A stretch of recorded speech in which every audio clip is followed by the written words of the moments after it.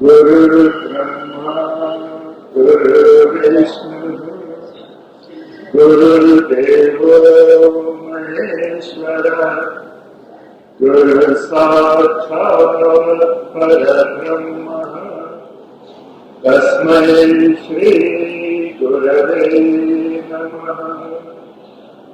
अखण्डमण्डलाकारम् व्याप्तं येन चराचरं यत्पदं दर्शितं येन तस्मै श्री गुरवे नमः।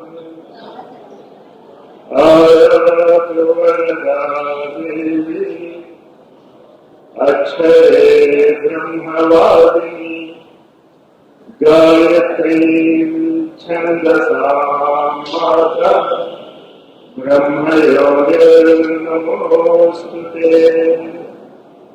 ॐ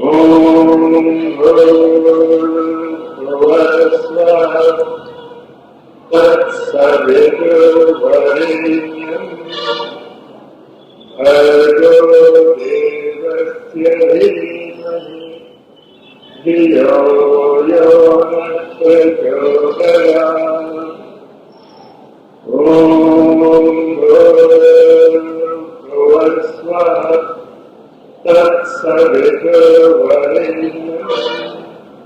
भर्गो देवस्य धीमहि धियो यो नः प्रचोदयात्। ॐ भूर्भुवस्सुवः तत्सवितुर्वरेण्यं भर्गो देवस्य धीमहि धियो यो नः प्रचोदयात्। सर्वको नमस्कारं।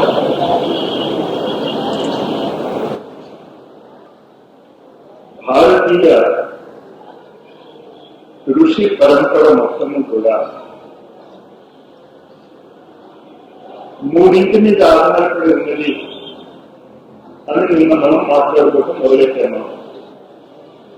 ఆ మూడు ఏమిటి అంటే, మొదటిది శ్వాస,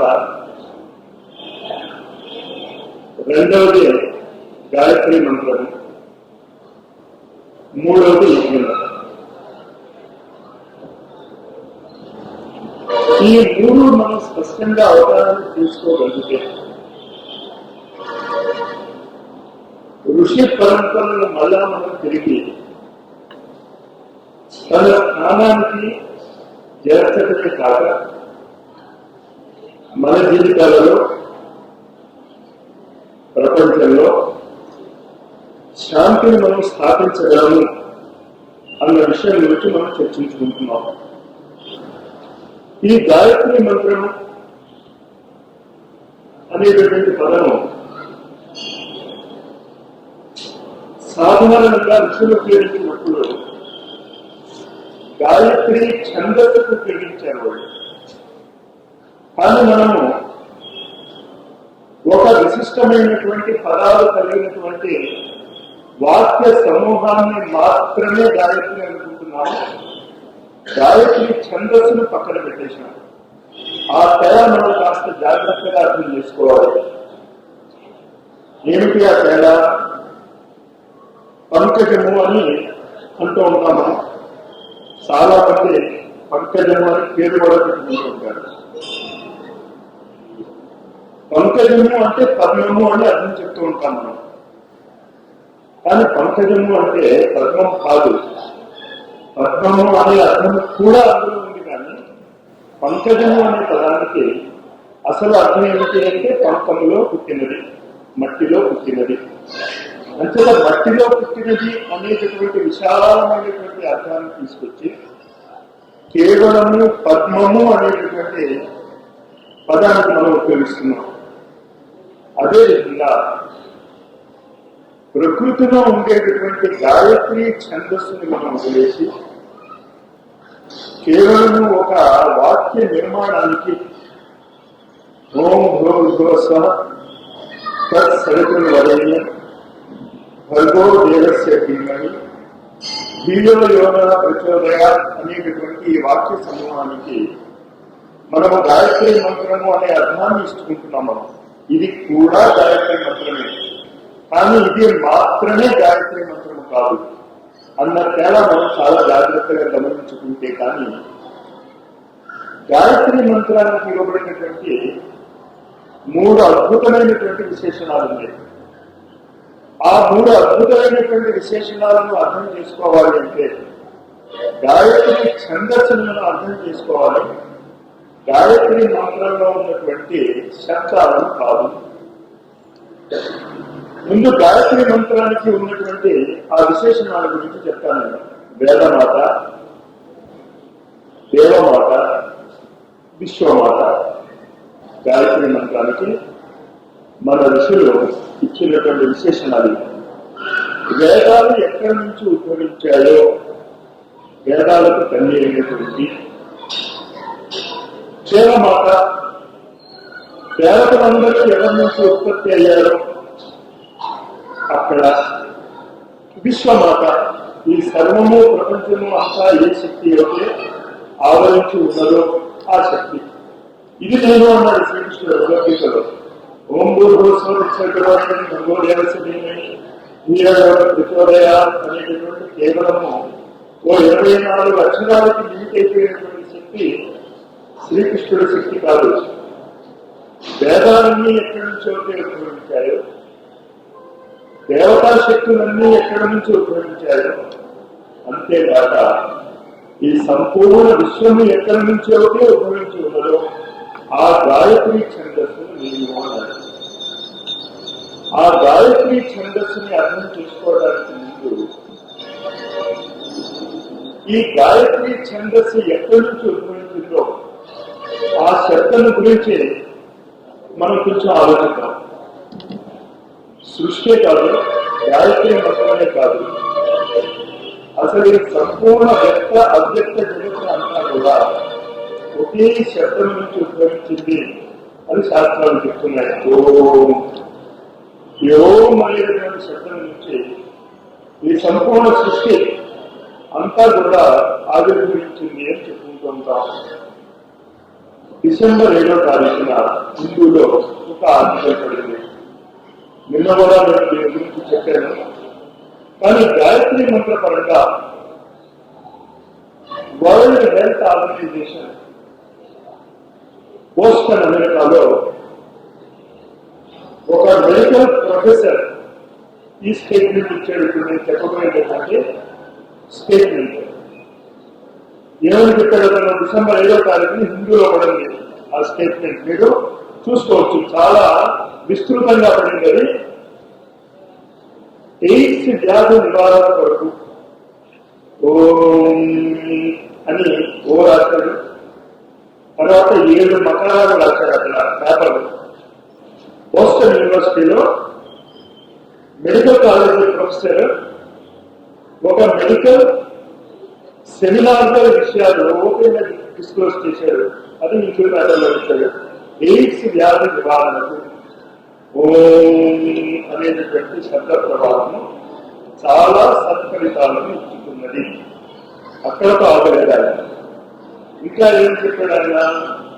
ఇన్ఫెర్టిలిటీ, పిల్లలు పుట్టకపోతే ఇంకా ఈ దంపతులకు పిల్లలు పుట్టరు అని డాక్టర్స్ నిర్ధారణ చేసినటువంటి 100 మంది దంపతులు ఉంటే ఓం అనేటటువంటి ఈ శబ్దాన్ని ఉచ్చారణ చేసినటువంటి వాళ్ళకి 40% మందికి 6 నెలల లోపల సత్ఫలితాలు కనిపించాయి.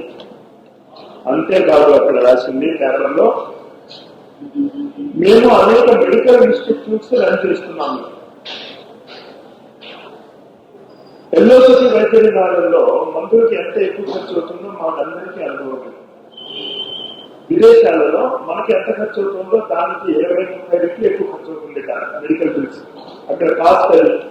అంటే మా స్నేహితులు అమెరికా నుంచి వచ్చినప్పుడు ఇక్కడ నుంచి యాంటీబయాటిక్స్ 300-500 టాబ్లెట్లు కొనుక్కెళ్తారు. అక్కడ కాస్ట్ ఇక్కడ కంటే 15 రెట్లు ఎక్కువ. అది చెప్పాడు ఆయన. ఏమని చెప్పాడు? ఓం అనేటువంటి శబ్దాన్ని కనుక మా హాస్పిటల్స్ లో ఉచ్చారణ చేయించినప్పుడు మెడికల్ బిల్స్ 36% తగ్గింది. కేవలము ఓం అనేటువంటి శబ్దము ఋషులు చెప్పింది మనం వినకపోతే ఆధునిక శాస్త్రజ్ఞులు వైద్య విద్యలో పారంగతులైనటువంటి వాళ్ళు చెప్పినటువంటి మాటలు. రీసెంట్ గా ఈ నెల డిసెంబర్లోనే ఇందులో పడండి బోస్టన్ లో జరిగింది ఈ సెమినార్. ఈ ఓంకారం యొక్క వివేచనే గాయత్రి మంత్రం. ఈ ఓంకారం యొక్క వివేచన మనం అర్థం చేసుకుని ఈ వేదమాత, దేవమాత, విశ్వమాత అనే పదాలను కనుక మనం అర్థం చేసుకుంటే ఆ గాయత్రి మంత్రమే మనకి 3 రకాలుగా ఉపయోగపడుతుంది అని సూచిస్తూ ఉంటారు. పరశువేది అని ఒకటి, కల్పవృక్షము అని ఇంకోటి, కామధేనువు అని ఇంకోటి. 3 పదాలు మనం చాలా తరచుగా వాడుతూ ఉంటాం.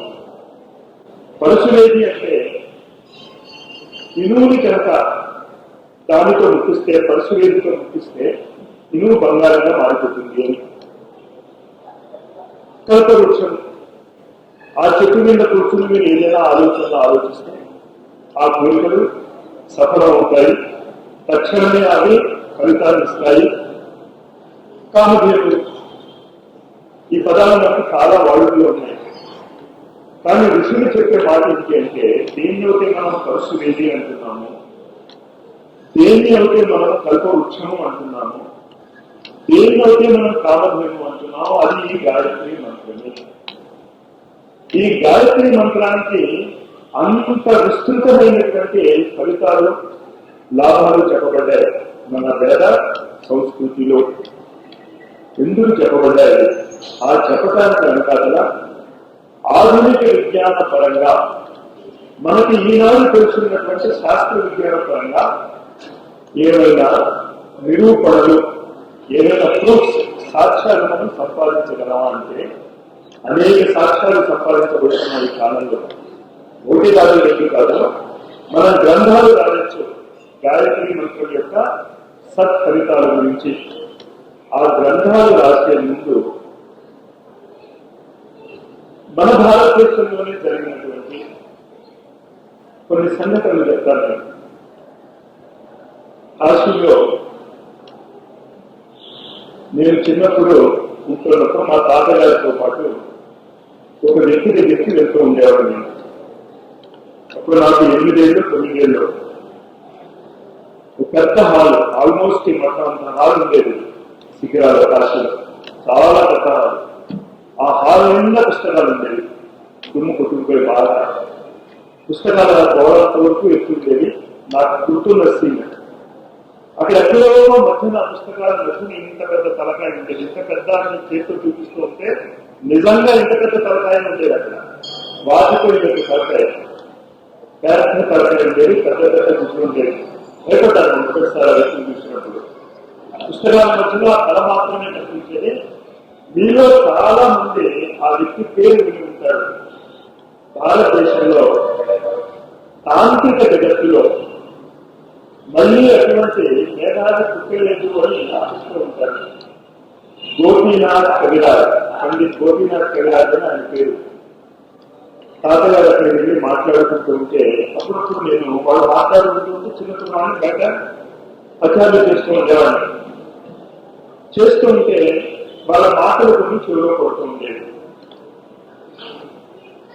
ఆ చెవిలో పడినటువంటి మాటలు కొన్నాళ్ళు అయిపోయిన తర్వాత రహస్యమైన భారతదేశము, a search in secret India అనేటటువంటి పుస్తకంలో పాల్ బ్రంటన్ అనేటటువంటి ఒక విదేశీ జర్నలిస్ట్ భారతదేశంలో తనకి పొందిన ఆధ్యాత్మిక అనుభూతులు వివరిస్తూ ఈ వ్యక్తి గురించి చర్చించాడు. అప్పుడు నాకు అప్పుడప్పుడు మా తాతయ్య గారు వాళ్ళు మాట్లాడుకుంటున్న విషయాలు, అతను రాసినటువంటి విషయాలకి మధ్య సామంజస్యం కుదిరింది. సామంజస్యం కుదరడమే కాక గాయత్రి మంత్రంతో చేయగలిగేటటువంటి అద్భుతాలు నిజంగా ఎలా జరిగాయి అనేది అందులో వర్ణింపబడి ఉంటుంది. ఏంటా సంఘటనలు? పాల్గొనటం అనేటువంటి జర్నలిస్ట్ భారతదేశానికి వచ్చాడు. దేని వరకు వచ్చాడు అంటే భారతదేశంలో యోగులు ఉన్నారు, వాళ్ళు చాలా అద్భుతాలు చేయడం విన్నాను, అందులో ఎంత నిజం ఉంది అని తెలుసుకోవడానికి వాళ్ళ న్యూస్ పేపర్ పంపించింది భారతదేశం కదా. రీసెర్చ్ మొదలెట్టాడు. చాలా మంది యోగుల్ని వాడిని కనుక్కుంటూ కాశీకి వచ్చాడు. కాశీకి వచ్చిన తర్వాత కాశీలోని ఆ రోజుల్లో ఇందాక నేను చెప్పిన పండిత గోపీనాథ్ కవిరాజ్ యొక్క గురువు గారు విశుద్ధానంద సరస్వతి కాశీలో ఉంటూ ఉండేవారు. ఆయన దగ్గరికి వచ్చాక పాల్గొంటారు. వచ్చిన తర్వాత భారతీయ ఆధ్యాత్మిక జగత్తులో చాలా గొప్ప విషయాల గురించి నేను వింటూ ఉంటాను. అందులో ఏమైనా మీరు కొన్ని చేసి చూపించగలరా? వాటిలో ఎంత సత్యం ఉందో నాకు తెలుసుకోవాలని ఉంది. అంటే దానికి ఉన్నాయా నేను తప్పనిసరిగా చూపిస్తాను అన్నాడు ఆయన. కాశీలో ఎవరైనా మీరు వెళ్ళుంటే మీరు చూస్తుంటారు, చాలా సన్నటి రోడ్లు ఉండవు అక్కడ గల్లీలే. రాళ్ళు పడుతుంటే ఎదురుకుండా ఒక ఆవు వస్తూ ఉంటే మీరు వెళ్ళడానికి స్థలం ఉండదు. మీరు పక్కన ఇంట్లోకి దూరాలి. దూరితే ఆవు వెళితే మనం మీరు వెళ్ళాలంటే సన్నటి గలీలు ఉంటాయి. ఆ సన్నటి రోడ్లలో విశ్వనాథ్ గుడికి దగ్గరగా, కాశీ విశ్వనాథ్ గుడికి దగ్గరగా ఈయన వస్తూ ఉండేవాడు విశుద్ధానంద సరస్వతి. పైన హాల్ ఉండేది, చిన్న హాల్. శిష్యులు హాల్ చూస్తూ ఉండేవారు. సాధారణంగా భారతీయ సాంప్రదాయంలో ముఖ్యంగా కాశీలో ఏంటంటే ప్రతి ధూళికణను కూడా చాలా పవిత్రంగా చూస్తారు కాశీలో. అంటే గది తుడిచేసిన తర్వాత వచ్చినటువంటి ధూళిని బయట పారవేయవచ్చు. వాళ్ళు సాయంత్రం పూట తీసుకెళ్లి గదిలో కనిపిస్తూ ఉంటారు. చాలా మంది కాశీలో అలవాటు ఉంది. అక్కడున్న ధూళి కూడా చాలా పవిత్రమైనది, అంతే బయట పారవేయాలని చెప్పి ఒక మూల పెట్టి సాయంత్రం అలా కాశీకి గంగోటికి వెళ్ళినప్పుడు దానిలో కనిపిస్తారు. అలాగే ఈ విశుద్ధానంద సరస్వతి యొక్క గదిలో కూర్చోబెట్టిన దుమ్ము ఒక మూల ఉంది. పాల్గొన్నట్టు నుంచి అడిగాడు, మీరు ఏదైనా చూపించగలరా? ఆ మట్టి తీసుకురా అన్నట్ట. తీసుకొచ్చాడు మట్టి.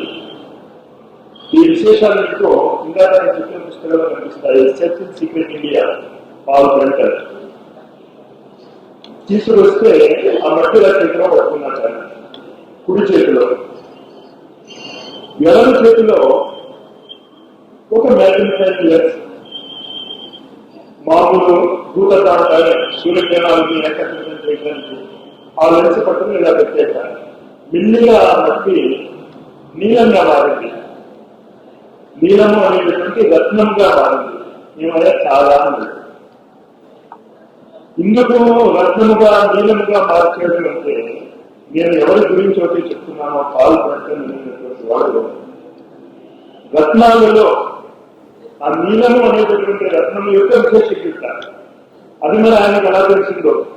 అంటే ఆ మూల ఉన్నటువంటి మట్టిని సూర్యకిరణాలు దాని మీద ప్రసరింపజేసి ఇంత పెద్ద రత్నంగా మార్చాడు. ఇంకా ఏం చేయగలదండి సూర్యకిరణాలతో అన్నాడు. ఓ పావులాన్ని తీసుకురా అన్నాడు. పావులాన్ని తీసుకుని వచ్చాడు పాల్గొంటాడు. మెడ తీసుకేసాడు, కింద వేసాడు.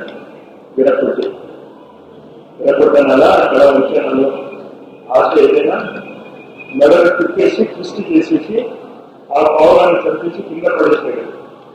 పడేసాక ఒకసారి చూసుకోదాన్ని నాకు తెలుసుకున్నాను. చచ్చిపోయిందా అంటాను. చచ్చిపోయింది. గ్యారెంటీగా మళ్ళా ఏదో చేశానంటారేమో నాకు లేదు సార్, ఖచ్చితంగా ఈ పావులం చచ్చిపోయింది అని అంటారు. మళ్ళా భూగతం, మళ్ళా ఆ పావులం మెడ పెట్టాక పావులం బతికిపోయింది. ఇంకా ఏం చేయగలరు సార్ అన్నట్టు. ఇంకా ఇంకేమంటారా, మట్టిని మాణిక్యంగా మార్చాను, రత్నాలుగా మార్చాను, చనిపోయినటువంటి జంతువుని కల్పించాను, ఇంకా ఏం కావాలి అంటారా? లేదండి ఇంకా ఏదైనా ఉంటే చెప్పండి అన్నట్ట. ఒక మీ జేబులు మాలు తీయన్నట్ట, తీసుకుంటానంట. జేబులు మాలు తీసాడు. తీసిన తర్వాత తీసేయమంటామన్నట్ట. ఇంకా భారతదేశంలో లేనటువంటి, ఇంగ్లాండ్ లోనే మాత్రమే చూసేటటువంటి ఒక పుష్పం గురించి పేరుతుంది. ఆ పుష్పపు యొక్క సువాసన అత్తరు దీని మీద మీరు తీసుకురాగలరా అన్నట్ట. ఇంతేనా అన్నట్ట. మళ్ళా భూతత్వం, మళ్ళా సురేంద్రనాథ్ ఆ మూల పెట్టాడు, ఆ వాసన వచ్చింది. అలాగా ఆ 4 కార్నర్స్, జేబుల్ మాల్ యొక్క 4 కార్నర్స్ లో 4 రకాలైనటువంటి భారతదేశంలో లభించినటువంటి పుష్పాల యొక్క సువాసన విశుద్ధానంద సరస్వతి తీసుకొచ్చి నాకు చూపించాడు. అది 10 ఏళ్ల తర్వాత కూడా నా జేబులో ఇప్పటికీ ఉంది, నా ఇంట్లో ఆ వాసన అలాగే ఉన్నాయి, చెప్పు చెప్పలేదు అనే search and secret discovery India గురించి రాస్తాడు. సూర్యకిరణాలు, ఏ సూర్యకిరణాల గురించి అయితే ఇప్పుడు మనం మాట్లాడుకోబోతున్నాము, ఏ సూర్యకిరణాల గురించి గాయత్రి మంత్రం చెప్పబోతుందో, అది ఏ విధంగా పనికొస్తుందో చేసిగలిగేటటువంటి వ్యక్తులు అప్పుడే కాదు తర్వాత కూడా ఉన్నారు. మీలో చాలా మంది వినుండొచ్చు. ఇప్పుడు నేను చెప్పబడినటువంటి వ్యక్తి పేరు నర్మదా నది ఒడ్డున 1840 ఆ ప్రాంతాల్లో అన్ని తిరుగుతూ ఉండేవాడు. నర్మదా నది ఒడ్డున ఇసుకలో మామూలుగా తిరుగుతూ ఉండేవాడు. పచ్చని ఎక్కువగా ఉండేది కాదు. మహా ఉంటే ఒక గొచ్చి ఉండేది, ఉంటే లేకపోతే అది ఉండేది కాదు. ఒక అవధూత లాంటి వ్యక్తి ఆయన. ఆయన ఆ నర్మదా నది ఒడ్డున తిరుగుతూ ఉంటే, మా అమ్మాయిని పెళ్లి చేయలేకుండా ఉన్నాను, మాకు చాలా డబ్బులు కట్టగట స్థితిలో ఉన్నాయంటే ఇసుక తీసేవాట. ఇసుక తీసి ఇలా చేతిలో వచ్చేవాట, బంగారు పెంటలుగా మారిపోయేది. పెళ్లిళ్ళు జరిగేది. కొన్ని సంవత్సరాలు అలా జరిగింది. ఆయన శరీరం వదిలేశాడు. అక్కడ ఉన్నటువంటి బ్రిటిష్ సైనికులు, అక్కడ ఉన్నటువంటి బ్రిటిష్ అధికారులు సమాధి కట్టించారు. ఆయనకి సమాధి కట్టించేసి శరీరాన్ని అందులో కూర్చిపెట్టేసిన తర్వాత ఓ 3 రోజులు 4 రోజులు అయిన తర్వాత పక్క గ్రామంలో పెట్టించాడు. అదే వ్యక్తి మళ్ళా అదే రూపం మళ్ళా మొదలు, స్వామి ఏం కావాలయ్యా, ఇదిగో మట్టి తీసేవాడే, అంతకంటే ఇచ్చేదే లేదు అక్కడ. అటువంటిప్పుడు నర్మదా నది ఒడ్డులో ఒక గురువు గారి ఆశ్రమం చేస్తారు. సడన్ గా ఆయన ఆశ్రమానికి ఎక్కడి నుంచో వ్యాధి వేసుకుని 700 మంది దాకా భక్తులు వచ్చారు సార్. గురువు గారు గాబరా పడిపోయారు. 700 మంది భక్తులకు సడన్ గా అప్పటికప్పుడు నేను భోజనం ఎలా పెడతానని చెప్పి ఈయన ఎక్కడున్నారో రచనని పంపించాడు నర్మదా నది ఒడ్డున. ఆయన అక్కడెక్కడో పడుకున్నాడు మామూలుగా కాలు పాలదాతని. ఆ గురువు శిష్యులు వచ్చి, మహాత్మా ఇది మా గురువు గారి పరిస్థితి, మీరు ఏదైనా ఒడ్డున పడేయకపోతే మేము చాలా ఇబ్బందిలో పడతాము అన్నారు. ఏంటన్నారు, ఇది అన్నారు. అంటే ఇలా గుంట తీసేట నర్మదా నది ఒడ్డున అందులో దొరుకుతాయి మీకు కావాల్సిన ఆహార సాధనం కనుక, చివరి మనిషి భోజనం చేశాక అక్కడ ఆహారం ఊడటం ఆగిపోతుంది, అంతవరకు నీ ఇష్టం భోజనం పెట్టుకోవాలంటే తన దాన్ని పోయాడు. ఇలా గుంట నుంచి కావాల్సినంతా తీసుకుంటూ 720 మందికో ఎంతమందికో ఆ రోజు భోజనం పెట్టాము అని రాస్తారు. కొన్నాళ్ళు అలా పెట్టింది. మళ్ళా శరీరం వదిలేశాడు ఆయన. మళ్ళా ఆయనకి సమాధి పెట్టారు. మళ్ళా ఆయనకి సమాధి పెట్టిన తర్వాత 5 రోజుల తర్వాత మళ్ళా ఇంట్లో ప్రత్యక్షం ఆయన. ఆ నర్మదా నది ఒడ్డునే. మీకు అర్థమైంది మీ బాధ్యత ఎవరి గురించి చెప్తున్నాను నేను. కొంతమంది అది ఆ నర్మదా పుష్కరాలు ఏదో కాలం కొంతమంది వ్యక్తులు వచ్చాక వాళ్ళు పూజ చేసుకున్న తర్వాత వాళ్ళ ఆచారం ఏంటి అంటే అక్కడ హల్వా పెట్టడం ఆచారం ప్రసాదంగా. ఇక్కడ మనం ఏ విధంగా అయితే సత్యనారాయణ ప్రసాదం తయారు చేసుకుంటూ ఉంటామో ఎక్కువగా, అక్కడ ఆ నర్మదా నది ఒడ్డున జరిగేటటువంటి ఆచారం ఏంటి అంటే హల్వా తయారు చేసుకుంటూ ఉంటారు. ఆ సామాన్లు తెచ్చేవాడు వేటయ్యాడు, ఏదో అయ్యాడు, ఇక్కడ పూజ అయిపోయింది, ప్రసాదానికి హల్వా కావాలి. మళ్ళా ఏం దొరికే వెళ్ళారు దగ్గరికి. అంతే కదా. నర్మదా దగ్గర నుంచి నీళ్లు తీసుకురండి అనంట ఆ ఇసుకని పట్టుకుని ఆ నీళ్ళల్లో పోసి సైన్స్ అంటే అర్థం ఏంటి? చేసి చూడండి. మీకు ఫలితాలు వస్తేనే శాస్త్రము అంటాం, ఫలితాలు రాకపోతే దాన్ని శాస్త్రము అనము. యోగ శాస్త్రే, ఇది యోగం యొక్క శాస్త్రము. ఈ శాస్త్రాన్ని మీరు అర్థం చేసుకోండి అని చెప్తే మేము పారాయణ మాత్రమే చేస్తాము అంటంలో వచ్చినటువంటి ప్రమాదం జరిగింది. ఏమి చెప్పబడింది? ఈ యోగ విద్యలు ఇప్పుడు నేను చెప్పినంతా కూడా మనందరం కూడా చేయాలని ఖచ్చితంగా మనకు కూడా కోరుకుంటుంది. కానీ ఏ శాస్త్రాన్నైనా నేర్చుకోవాలి అంటే శ్రమ పడాలి. ఇప్పుడే కూర్చుని నేను కళ్ళు మూసేసుకుని నేనేమి చేయను వచ్చేయాలి అంటే అంత సులభంగా యోగ విద్య రాదు. భగవద్గీతలోనే 4వ అధ్యాయంలో ఈ జ్ఞానం గురించి చెప్తుంది. నిజమైనటువంటి యోగ విద్య ప్రపంచంలో ఒక్కడి దగ్గరే దొరుకుతుంది. ఇంకా ప్రతి చోటకి మీరు అనవసరంగా కండి భగవద్గీత ప్రమాణంగా చెప్పుకోండి. ఏమని చెప్తున్నాడు? ఇమం విరస్వతే యోగం ప్రోక్తవాన్. ఈ యోగాన్ని యోగ విద్యలు మొట్టమొదటి నేను సూర్యుడికి చెప్పాను. ఈ సూర్యుడికి చెప్పినటువంటి ఈ యోగ విద్యను సకాలైన మాత యోగ కాలజన్మంలో ఈ యోగ విద్య నాశనం అయిపోయింది. ఈ యోగ విద్యని మళ్ళా పైకి తీసుకురావాలంటే ఎక్కడి నుంచి తీసుకొస్తారు? మీరు గాయత్రి ఛందస్సు ద్వారా మాత్రమే మీరు చేయగలరు. గాయత్రి ఛందస్సుని నేను ఎవరినైతే సూర్యుడికి యోగ విద్యను నేర్పానో, ఇమం విరస్వతే యోగం, ఈ యోగ విద్యను ఎక్కడైతే నేను మొట్టమొదటి నేర్పానో సకాలైన మాత యోగ పరంతప, ఏ యోగం అయితే నాశనం అయిపోయిందో ఆ యోగము మళ్ళా పునరుద్ధరించాలి. ఆ యోగాన్ని మళ్ళా మనం అర్థం చేసుకోవాలి అంటే ఎక్కడికి వెళ్ళలేదు నాన్న. గాయత్రి ఛందస్సును ఏ యజ్ఞం ద్వారా చేయాలి? జప యజ్ఞం ద్వారా చేయండి. గాయత్రి మంత్ర జపాన్ని కనుక మీరు చేయగలిగితే యజ్ఞాన జప యజ్ఞం ఎక్కడికి మీరు వెళ్ళలేదు. భగవద్గీతను కనుక కాస్త జాగ్రత్తగా మనం అర్థం చేసుకుని ఉంటే ఈనాడు మన భారతదేశం ఈ పరిస్థితుల్లో ఉండేది కాదేమో.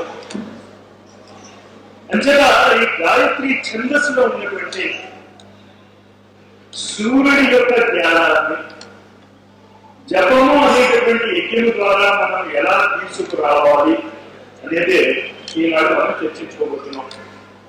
కానీ చర్చించుకునే ముందు నిన్న చెప్పింది మళ్ళా ఒకసారి గుర్తుంచుకోండి. ఆ సూత్రమే ఆధారం మనకి ఎప్పుడు కూడా. అది మర్చిపోయి మనం ఎన్ని గుళ్ళకు వెళ్ళినా, ఎన్ని సాధనలు చేసినా, ఎన్ని ఉపాసనలు చేసినా లక్ష్యానికి దగ్గర వెళ్ళలేము. మన ఆధ్యాత్మిక ప్రయోగంలో, ఆధ్యాత్మిక సాధనలో మనం నేర్చుకోవలసినది ఏమిటి అంటే శ్వాసను ఉపయోగించి శ్వాస మనస్సుగా ఎలా మారుతుంది, ఈ మనస్సు వాక్కుగా ఎలా మారుతుంది అందరూ మనం నేర్చుకోవాలి. ఇదే మొత్తం అర్థార్థము. ఎక్కడైతే అది జరుగుతుందో మనస కామ మాకుతి శ్రీసూక్తం చెప్తాడు డైరెక్ట్ గా. ఇవే నేను చెప్పిన మాటలే చెప్తున్నాడు. పారాయణ చేస్తాను తప్ప ఈ అర్థాన్ని మనం అక్కడ పట్టుకోం. మనస కామ మాకుతి వాచ సత్యమశీమేని పశూనాం రూపమన్యస్య మై శ్రీ శ్వేత యశ. నేను చెప్పిన వాక్కు సత్యముగాక. మనస కామ మాకుతి, మనసులో ఏ కామను, ఏ కోరికనైతే నేను పూర్తి అవ్వాలనుకుంటున్నానో అది పూర్తి అవుగాక. ఎలా పూర్తి అవుతుంది? అది ఏం చేస్తే పూర్తి అవుతుంది? కేవలం ఈ శ్లోకాలు చదివితే పూర్తి అయిపోతుందా? లేకపోతే ఈ శ్లోకము వెనకాలలో ఉన్నటువంటి విజ్ఞానాన్ని మనం తెలుసుకోవాలా? అక్కడ మనందరం చేసినటువంటి తప్పు ఏంటి అంటే సాధనలు, కర్మకాండలు మనం చేస్తున్నాం తప్ప కర్మకాండల వెనకాలలో ఉన్నటువంటి అంతరార్థాన్ని మనం మర్చిపోతున్నాం. మళ్ళా గాయత్రి మంత్ర జపం చేయబట్టే మిగతా మంత్రాలని ఎలా అయితే మనం జపం చేస్తున్నామో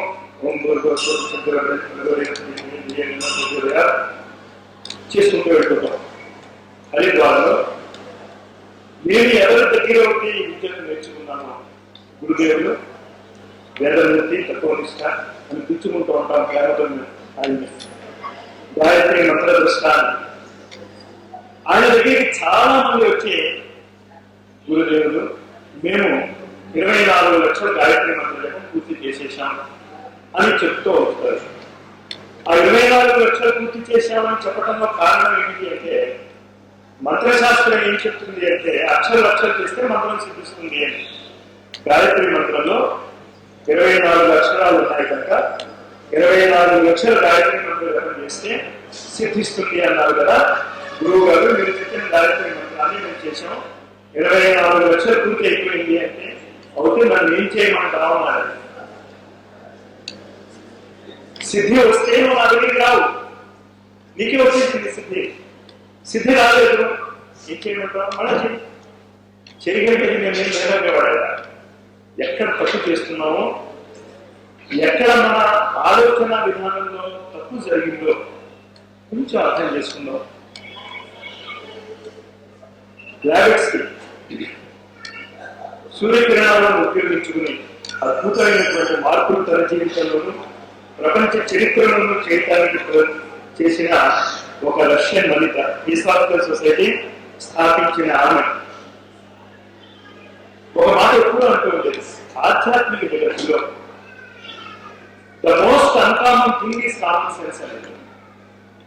కామన్ సెన్స్ ఆధ్యాత్మిక జగత్తులో ఉంచుకోమను, మిగతా అన్ని చోట్ల కామన్ సెన్స్ ఉంటుంది తప్ప ఆధ్యాత్మిక జగత్తులో వచ్చేసరికి మనకు కామన్ సెన్స్ ఉండదు. నల్లపిల్లి సత్యనారాయణ వ్రతం కదా మనం చాలా సార్లు వింటాం. హైదరాబాద్ కొత్తగా ఒక కుటుంబము ఏదో నుంచి వచ్చారు, ట్రాన్స్ఫర్ అయ్యి వాళ్ళు సత్యనారాయణ వ్రతం చేసుకుందాం అనుకున్నారు. ఒక పూర్ణిమ నాడు సత్యనారాయణ వ్రతం చేసుకోవాలి అని చెప్పుకుని హైదరాబాద్ లో ఎవరు చేయిస్తారో అని వెతుక్కుంటే ఎవరు ఫలానా ఆయన చాలా బాగా వ్రతం చేయిస్తారండి, చాలా బాగా చేయిస్తారాయన, మీరు ఆయన పిలవండి అంటే ఆయన పిలుచుకున్నారు. ఫలానా పూర్ణిమ నాడు వినండి సార్, మేము సత్యనారాయణ వ్రతం చేయించాలి. సరే వస్తానని అన్నాడు. వచ్చాడు. వస్తే మీరేం అనుకోకండి, పోస్ట్ పోన్ చేసుకుంటున్నాం, ఈ పూర్ణిమ నాడు మేము చేసుకోము, నెక్స్ట్ పూర్ణిమ నాడు చేసుకుంటాం అన్నాడు. ఎందుకు అని అడిగారు. ఏం లేదండి మాకు నల్లపిల్లి దొరకలేదు అంచేత సత్యనారాయణ వ్రతం చేసుకోవడం లేదు అన్నాడు. ఈయనకి అర్థం కాలేదు నల్లపిల్లికి సత్యనారాయణ వ్రతానికి సంబంధం ఏమిటి. సరే రెండో పూర్ణిమ వచ్చింది, మరి వచ్చాడు ఈయన సత్యనారాయణ వ్రతం చేయించడానికి. మీరేమీ అనుకోకండి, మీ హైదరాబాద్ లో నల్లపిల్లలు దొరకవా అన్నాడు. ఏమన్నాడు? అదంతేనండి, నేను తర్వాత చెప్తాను. నేను అంటే మన నల్లపిల్లి ఎప్పుడు మీరు చూడలేదండి, కానీ మీకు కావాలంటే ఇది చిన్నపిల్లలు కావాలనుకున్నాను ఆయన. సరే మూడో పూర్ణిమ వచ్చింది, మళ్ళీ అదే ప్రోగ్రాం. ఇప్పుడు నేను ఉండబట్టలేకపోయాడు. ఏమంటే సత్యనారాయణ వ్రతానికి నల్లపిల్లికి సంబంధం ఏంటి చెప్పండి ఒకసారి. నేను చాలా శాస్త్రాలు చదివాను, చాలా పురాణాలు చదివాను, చాలా మందికి నేను చేయించారు, ఎక్కడ నల్లపిల్లికి సత్యనారాయణ వ్రతానికి సంబంధం నాకు దొరకలేదు, ఏదో కొత్త విషయాలు నేర్చుకున్నాం అన్నాడు. అది మాకు తెలియదు అన్నాడు.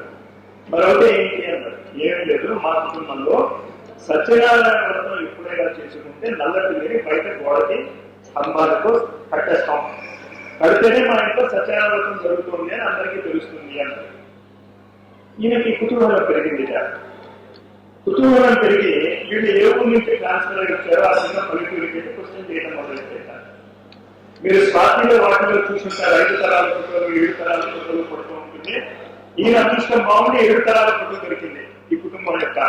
అంటే తాతలు వాళ్ళందరూ ఆవిడ ముసలావిడ ఎవరో జీవించి ఉంటే ఆవిడ దగ్గరికి వెళ్ళి వెళ్ళారు. ఏమంటే మీ కుటుంబంలో సత్యనారాయణ వ్రతం చేసుకున్నప్పుడు నల్లపిల్లని కట్టేసేటటువంటి అలవాటు ఉండేది కదా, ఎందుకు అని.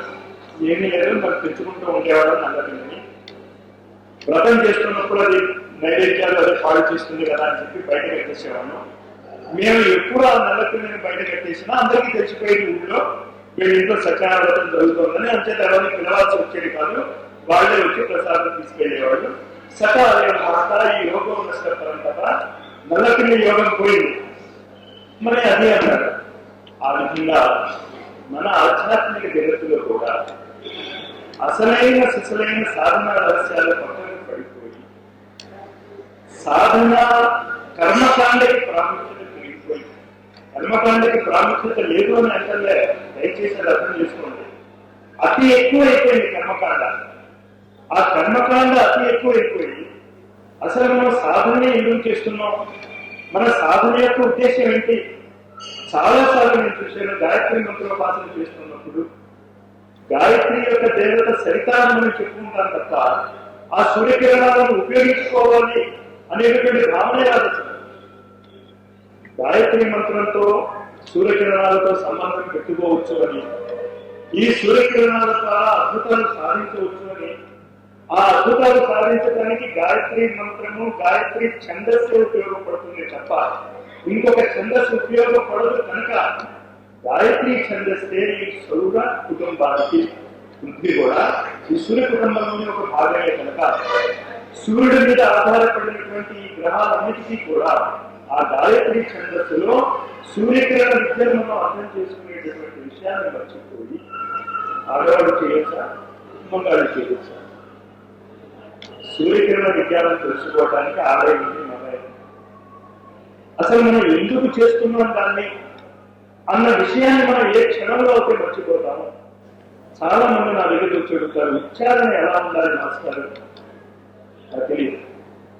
ఫలితం వస్తే ఉచ్చారణ రైట్, ఫలితం రాకపోతే ఉచ్చారణ రామ్, అంతవరకు గుర్తుంచుకోండి చాలు. ఇది రైట అది తప్ప మీరు సూర్యకిరణాలను ఉపయోగించగలరా? గాయత్రి మంత్రాన్ని చేసి ఉపయోగిస్తూ ఉంటే అది రైట్. సూర్యకిరణాల ద్వారా మీరు లబ్ధి గాయత్రి మంత్రంలో పొందలేకపోతే అది తప్పు.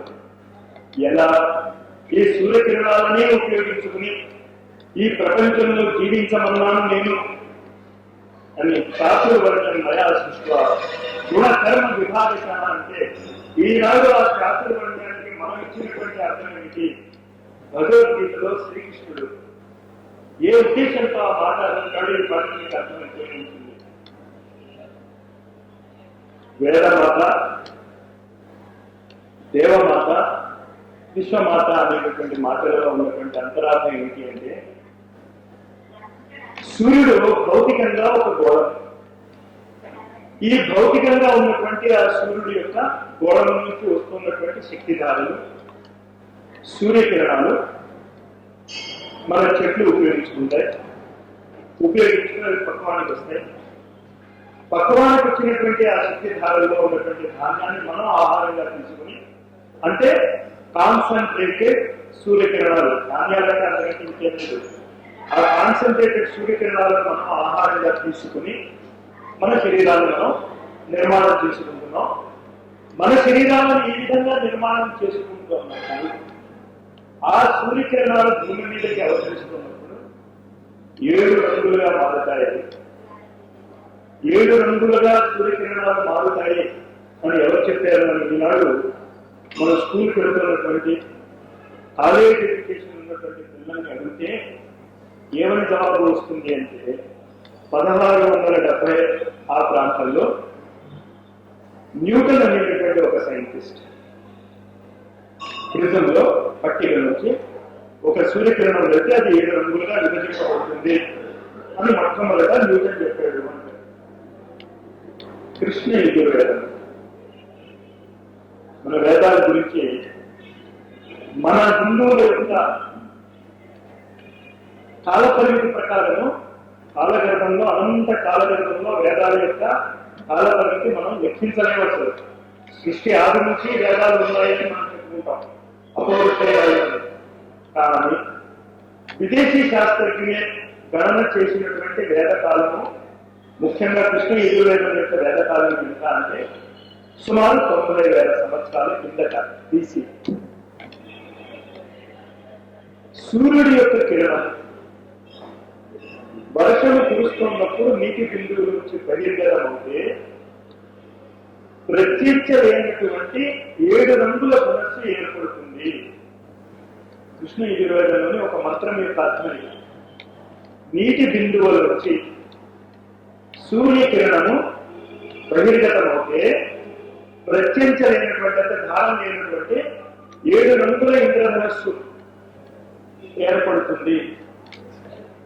ఈ 7 రంగులు కూడా 7 మహాపాపాలను 7 మహావ్యాధులను నివారిస్తాయి కనుక వీటికి ఆ రంగు పేర్లు ఇవ్వబడ్డాయి అని 90,000 సంవత్సరాల కింద కృష్ణ యజుర్వేదంలో ఉన్నటువంటి ఒక్క లైన్. మనం ఏమని చెప్పుకుంటున్నాం?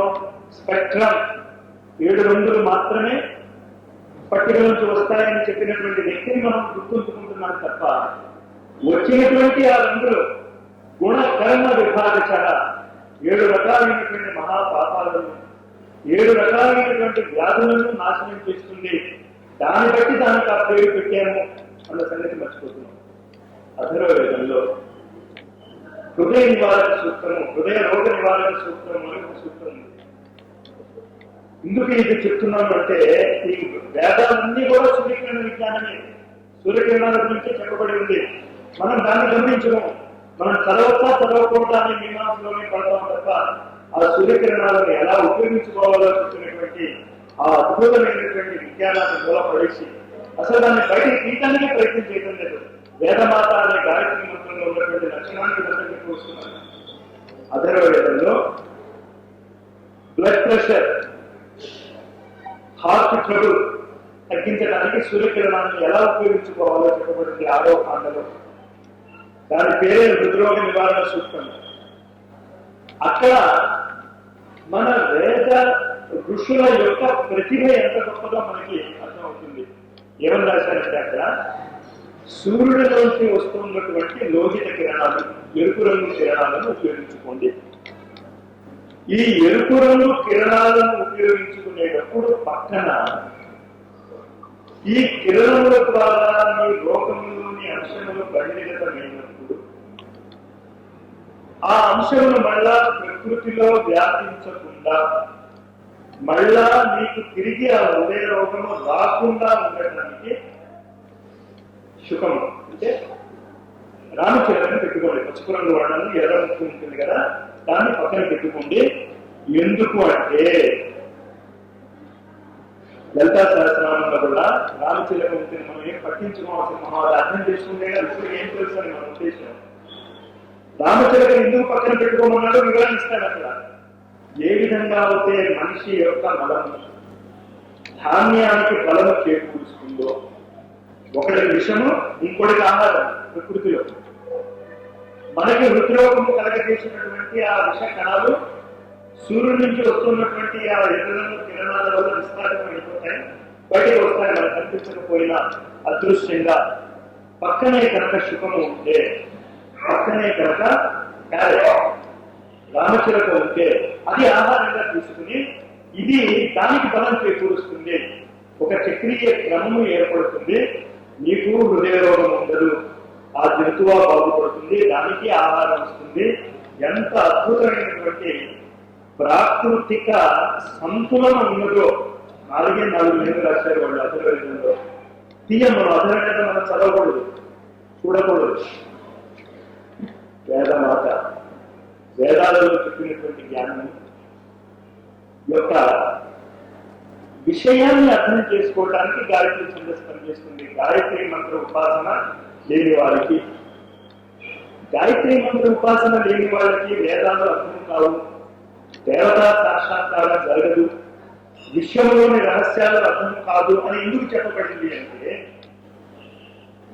ఇంగ్లీష్ లో ప్రవేశం లేని వాడికి ఇంగ్లీష్ పుస్తకం అర్థం కాదు. తెలుగు వర్ణమాల ఎలా చదువుకోవాలో తెలియని వాళ్ళకి తెలుగు భాష అర్థం కాదు. అదేవిధంగా వేదాలలో ఏ విషయం గురించి చెప్పబడిందో ఆ విషయము మన మస్తిష్కంలో ధారణ చేయలేకపోతే వేదాలు అర్థం కావు. ఏమని చెప్పబడింది వేదాలలో? సూర్యకిరణ విజ్ఞానం చెప్పబడింది కనుక ఓంకారంలో కూడా ఆ సూర్యకిరణ విజ్ఞానము ఎలాగ డెవలప్ అయ్యింది, మనం ఈనాడు ఉపయోగిస్తున్నటువంటి గాయత్రి మంత్రంగా రూపాంతరణ చెందిందో ఆ చెందిన రూపాంతరాన్ని మనము అర్థం చేసుకుని వేదాలను మాత్రమే కాకుండా దేవతలను మాత్రమే కాకుండా ఈ సంపూర్ణ సృష్టిని మనం ఎలా అర్థం చేసుకోవాలో మళ్ళా గాయత్రి మంత్రంలో చెప్పబడింది. వేదాల భాషలో ఉన్నటువంటి అద్భుతమైనటువంటి విశేషం ఏంటంటే ప్రశ్నకి జవాబు ప్రశ్నలోనే ఉంటుంది వేదాలలో. ఈ సూత్రం కూడా కాస్త జాగ్రత్తగా అర్థం చేసుకోండి. వేదాలను మనం చదవాలి అనుకుంటే నిజంగా ఈ గురువు అక్కర్లే.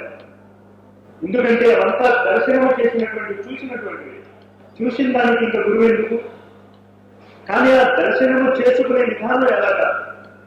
వేదాలలో చెప్పబడినటువంటి ఆ మంత్రాలను దర్శనం చేసుకునేటటువంటి విధానం ఎలాగా అంటే ఆధునిక విజ్ఞానానికి, వేదాలలో చెప్పబడినటువంటి విజ్ఞానానికి మధ్య ఉన్నటువంటి గ్రడేషన్, ఒక స్టెప్ తర్వాత ఒక స్టెప్, ఒక స్టెప్ తర్వాత ఒక స్టెప్.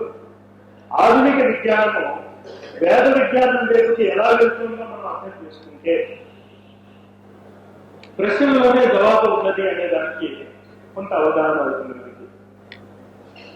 సైన్స్ లెక్చరర్ గా నేను మా స్టూడెంట్స్కి ఎప్పుడు చెప్తూనే ఉంటాను, దయచేసి మనము సత్యము తెలుసున్న వాళ్ళము అని చెప్పకండి. సైంటిస్టుకి సత్యం తెలియదు, సత్యాన్వేషకులు మాత్రమే. సత్యం వేదకు వెళుతున్నాం, ధైర్యంగా ఒప్పుకుందాం ఆ మాట. 1803లో కెమిస్ట్రీ లెక్చరర్ కనుక నేను ఆ ఉదాహరణ ఇవ్వగలను. మీరు కావాల్సి వస్తే మీ సబ్జెక్ట్స్ లో రకరకాల ఉదాహరణలు మీరు సేకరించుకోవచ్చు.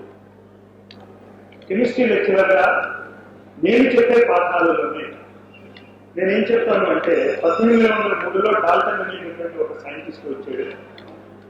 అతను పరమాణువు విభజింపలేము అని చెప్పాడు. మళ్ళా నేనే చెప్తా రెండో క్లాసులో, నేనే అది తప్పు, పరమాణువు విభజింపబడుతుంది. మళ్ళా కొన్నాళ్ళుగా చెప్తాను నేను, అది కూడా తప్పే. ఎలక్ట్రాన్ అనేది ఉందా లేదా అనేదే మాకు అనుమానం. డీప్ డబ్ల్యూఎస్ థియరీ, ఎలక్ట్రాన్ తరంగమా ఎలక్ట్రాన్ కణమా ఈ కాలం సైంటిస్ట్కి తెలియదు. మాకు తెలియదని ఒప్పుకుంటున్నాను. ఒకసారి అది కణంలాగా ప్రవర్తిస్తుంది, ఒకసారి అది తరంగంలాగా ప్రవర్తిస్తుంది. ఇంతకీ కణమా తరంగమా ఏమో తెలియదు. కానీ ఒకటి మాత్రం తెలుసు, ఇవాళ నేను చెప్పిందే ఎవరో తప్పు అంటాడు. అది మాత్రం నాకు తెలుసు. నాకు పిహెచ్డీ డిగ్రీ వచ్చింది అంటేనే అర్థం ఏంటి అంటే, ఇదివరకు ఎవరో చేసింది తప్పు అన్నాను కనుక నాకు పిహెచ్డీ ఇచ్చారు. ఇదివరకు చెప్పింది రైతు అంటే నాకు డిగ్రీ రాదు. అంటే ఈ ఆధునిక విజ్ఞానం దయచేసి జాగ్రత్తగా అర్థం చేసుకోండి. వేదమాత గాయత్రికి ఆధునిక విజ్ఞానానికి మధ్య ఎంత ఎపిస్ ఉందో, ఎంత లోతులు ఉన్నాయో, ఒక అగాధమే ఇక్కడి నుంచి అక్కడికి జంప్ చేయాలి అంటే ఆధునిక విజ్ఞానంలో, ఆధునిక విజ్ఞానం చదువుకున్నటువంటి వ్యక్తులలో ఒక అహంకారం ఉంది. నాకు ఉండేది ఆ అహంకారం. సైన్స్ లెక్చరర్ని, సైంటిస్ట్ని అని గాయత్రి మంత్రం జోలికి రానంత వరకు వచ్చాక పోయా ఎంత నాకు ఇప్పటికీ ఏం తెలియదని అనిపిస్తుంది. ఒక అబద్ధం నుంచి ఒక అబద్ధం, ఇది తప్పు అంటే ఇది తప్పు, ఇది తప్పు అంటే ఇది తప్పు, ఇది తప్పు అంటే ఇది తప్పు వెళ్ళేటువంటి విజ్ఞానం ఎంతవరకు మీరు నమ్ముతారు? కామన్ సెన్స్ ఉన్నవాళ్ళు ఎవరైనా నమ్ముతారు? ఇవాళ చెప్పింది ఖచ్చితంగా ఇది తప్పంటాం మనం. సైన్స్ లో మీరు చూసుకోండి, ఏ పుస్తకమైనా తీసుకోండి, మీరు ఫిజిక్స్ తీసుకోండి, అస్ట్రానమీ తీసుకోండి, జియాలజీ తీసుకోండి, జువాలజీ, మీ ఇష్టం ఏదైనా తీసుకోండి, మీరు పుస్తకాలు తీస్తూ ఉండండి. ఈ సిద్ధాంతం తప్పు, దాని తర్వాత ఈ సిద్ధాంతం వచ్చింది, ఈ సిద్ధాంతం తప్పు, దీని తర్వాత ఈ సిద్ధాంతం వచ్చింది అనే చెప్తాం సైన్స్ లో. ఫ్రమ్ వన్ రాంగ్ స్టెప్ నేటి వచ్చనే నిగమాలు చెప్పేవాడు చాలా స్పష్టంగా. ఏదైనా నువ్వు విజ్ఞానం జోలికి వెళ్తే జాగ్రత్త, నేటి వచ్చనే ఇదే మిగులుతుంది మీకు. ఇది కాదు, ఇది కాదు, ఇది కాదు అనే మిగులుతుంది తప్ప మీకు అసలైన మీకు మిగలదు. మరి అసలైన మాకు దొరకాలి అంటే మేము ఏం చేయాలి? చాలా బాధితమైనటువంటి సత్యం. పురాతన కాలంలో కూడా అది సత్యమై ఉండాలి, ఈనాడు అది సత్యమై ఉండాలి, ఈనాడు దాని అప్లికేషన్ కరెక్ట్ గా ఉండాలి. రేపు ఫ్యూచర్ లో జరగబోయేటటువంటి కాలంలో కూడా అది మారకూడదు. శాశ్వతమైనటువంటి, నిత్య నూతనమైనటువంటి, అతి పురాతనమైనటువంటి విషయాలు ఏ కేంద్రం నుంచి అయితే వస్తున్నాయో ఆ కేంద్రాన్ని కనుక మనం పట్టుకోగలిగితే అతి సనాతన, నిత్య, చిర, చాలా నూతనంగా ఉండేటటువంటి శక్తి స్రోతస్సు ఏదైనా ఉన్నదా, ఎనర్జీ సెంటర్ ఏదైనా ఉన్నదా అంటే ఎక్కడికి వెళ్తాం? మళ్ళా మనం ఆ సూర్యుడి దగ్గరికి వెళ్తాం. 1980లో ఆ సూర్యుడే ఉదయించాడు, 1970లో ఆ సూర్యుడే ఉదయించాడు, ఈ కలియుగాంతం ప్రారంభంలో ఆ సూర్యుడే ఉదయించాడు, కలియుగాంతం మధ్య ఉన్నటువంటి లయకాలాన్ని తీసేసి ద్వాపరయుగానికి పోతే ఆ సూర్యుడే ఉదయించాడు. ప్రతిరోజు ఆ సూర్యుడే ఉదయిస్తాడు, ప్రతిరోజు ఆ సూర్యుడు కొత్తగానే కనిపిస్తాడు మనకి. రేపు రాబోయే తరంలో మన ముని మనవులకి కూడా సూర్యుడు కొత్తగానే కనిపిస్తాడు, కానీ అతను మారుడు శాశ్వతమైనటువంటి సనాతనమైనటువంటి అత్యద్భుతమైనటువంటి ఆ శక్తి కేంద్రం, ఎప్పుడు మారనటువంటి ఆ శక్తి కేంద్రం యొక్క రహస్యాలు మనం పట్టుకోవాలి అంటే, ఆ విషయాన్ని అర్థం చేసుకోవాలి అంటే మనం ఏం చేయాలి, ఏ విధంగా మనం చేస్తే ఆ సూర్యుడి యొక్క శక్తిని, ఆ సూర్యుడి యొక్క సామర్థ్యాన్ని మనం పట్టుకోగలగాలి అంటే, మళ్ళా ఋషులు ఎంత లోతుగా మానవ జీవితం గురించి అవగాహన పెంచుకున్నారో చూస్తే, ఒకసారి నాకు ఆనందం వేస్తుంది, ఒకసారి భయం వేస్తుంది. ఆనందం ఎక్కడ వేస్తుంది అంటే, మన భారతీయులైనటువంటి ఋషులు ఇంత గొప్ప విద్యను తెలుసుకున్నారా అని. భయం ఎక్కడ వేస్తుంది అంటే, నాకు సమానంగా అది అర్థమైందా అని. చెప్పడం అయితే నేను మీకు చెప్తున్నాను, కానీ నాకు నిజంగా అది ఎంత అర్థమైంది, అంత అద్భుతమైనటువంటి విద్య నాకు అర్థమైనదా, మరి అలాంటప్పుడు మీరు ఎందుకు చెప్తున్నారు అంటే, ఒక అద్భుతమైన విషయాన్ని తెలిస్తే ఆ అద్భుతమైన విషయాన్ని నలుగురికి చెప్పాలనిపిస్తుంది. అదే కారణం తప్ప ఆ రహస్యాలన్నీ నాకు అర్థమైపోయాయని అనుకోలేను, మిమ్మల్ని ఆ క్రమంలో పెట్టదలుచుకోలేదు. ఋషులు ఈ సూర్యుడి యొక్క శక్తిని ఉపయోగించుకోవడానికి 3 రకాలైనటువంటి లక్షణాల గురించి చెప్పారు. జ్ఞానాన్ని పొందడానికి ఒకటి ప్రత్యక్ష ప్రమాణం, మన ఇంద్రియాల ద్వారా మనకి పొందినటువంటి అనుభూతి ఏ విధంగా ఉంటుందో దాని గురించి ప్రత్యక్షంగా. ఈ ప్రత్యక్ష ప్రమాణం గురించి మనం ఇంకో విధంగా చెప్పుకోవాలి అంటే, జాగ్రత్త అవస్థలో మనం మెలకువగా ఉన్నప్పుడు మనకి పొందేటటువంటి అనుభూతులన్నీ కూడా ప్రత్యక్ష ప్రమాణాలే. మనకి తెలుసుకొని ఉన్నాయి, ఎక్కడ కూర్చున్నారు, నేను ఇక్కడ కూర్చున్నాను, ఇది కాషాయ రంగులో ఉంది, ఇక్కడ మనం శంకర పట్టణంలో కూర్చుని ఉన్నాం, దీనికి మనం ఎవరైనా చెప్పక్కర్లేదు, దీనికి సాక్ష్యాలే అక్కర్లేదు. దీనికి కూడా సాక్ష్యాలు కావాలంటే మాత్రం చాలా ప్రమాదం. అంచేత ఈ 5 ఇంద్రియాల ద్వారా లభించినటువంటి జ్ఞానం ఒకటి. రెండోది ఏంటంటే అనుమాన ప్రమాణం. అనుమాన ప్రమాణంలో కూడా ఈ 5 ఇంద్రియాలను ఉపయోగిస్తాం. కానీ ఎలా ఉపయోగిస్తాం? ఇది వరకు మనకి ఉన్నటువంటి అనుభూతిని గుర్తు చేసుకుని, అలాంటి అనుభూతి పొందటానికి కావలసిన పరిస్థితులు ఎక్కడైనా ఉంటే, ఎక్కడో కొండ మీద శాస్త్రాల్లో వచ్చింది కాదు, ఎక్కడో కొండ మీద పొగ వస్తూ ఉంటే నిప్పు ఉంది అంటాం, నిప్పు చూడలేము. మనం చూసింది ఏంటి? కేవలం పొగని.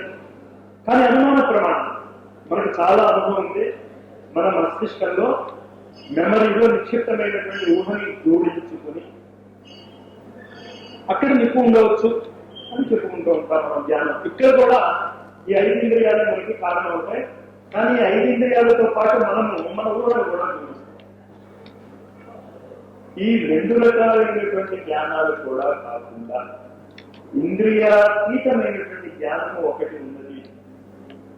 ఈ ఇంద్రియాతీతమైనటువంటి జ్ఞానంలో ఈ ఇంద్రియాలను మనం ఉపయోగించుకోకుండా ఎత్ర వాచో నివర్తంతే అప్రాప్య మనసా సహా, ఎక్కడైతే వాక్కు పడిపోతుందో, ఎక్కడైతే మనం మనస్సును ఉపయోగించుకోమో, అటువంటి స్థితి మనం చేరుకోవడానికి, అంటే ఎటువంటి స్థితి అన్నమాట ఇక్కడ స్వప్న స్థితి, అనుమాన ప్రమాణానికి మనము ఉదాహరణ అనుకుంటే, గాఢ నిద్రలో ఏ విధమైనటువంటి అనుభూతులు ఉండదు. ఏం అనుభూతి ఉంటుంది అంటే నేది అనే అనుభూతి మాత్రమే ఉంటుంది. It is a negative experience.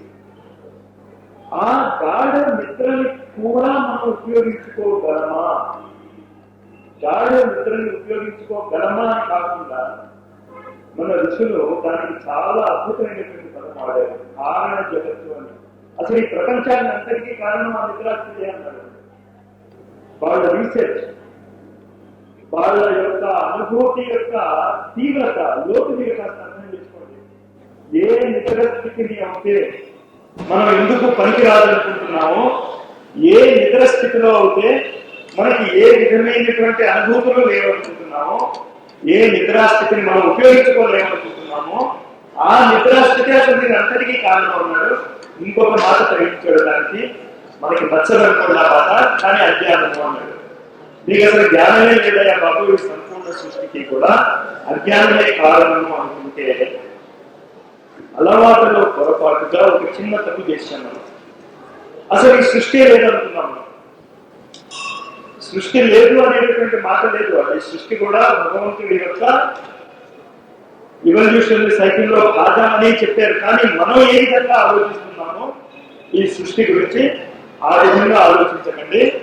అందువల్ల దయచేసి మీరు కనుక సృష్టి రహస్యాలను అర్థం చేసుకోవాలి అనుకుంటే, సూర్యకిరణ విజ్ఞానం మనం అర్థం చేసుకోవాలి అనుకుంటే ఒక్క శబ్దాన్ని చాలా జాగ్రత్తగా పట్టుకోండి. ఓం అనేటువంటి శబ్దాన్ని పట్టుకోండి. కానీ ఓం అనేటువంటి శబ్దాన్ని పట్టుకోకండి. శబ్దాన్ని పట్టుకుంటే మళ్ళీ అక్కడే ఆగిపోతాం, ఆ శబ్దం దగ్గరే ఆగిపోతాం. పాతంజలి యోగ శాస్త్రంలో తస్య వాచక ప్రణవ అన్నాడు. ప్రణవము ద్వారా అది నిర్దేశింపబడుతుందన్నాడు.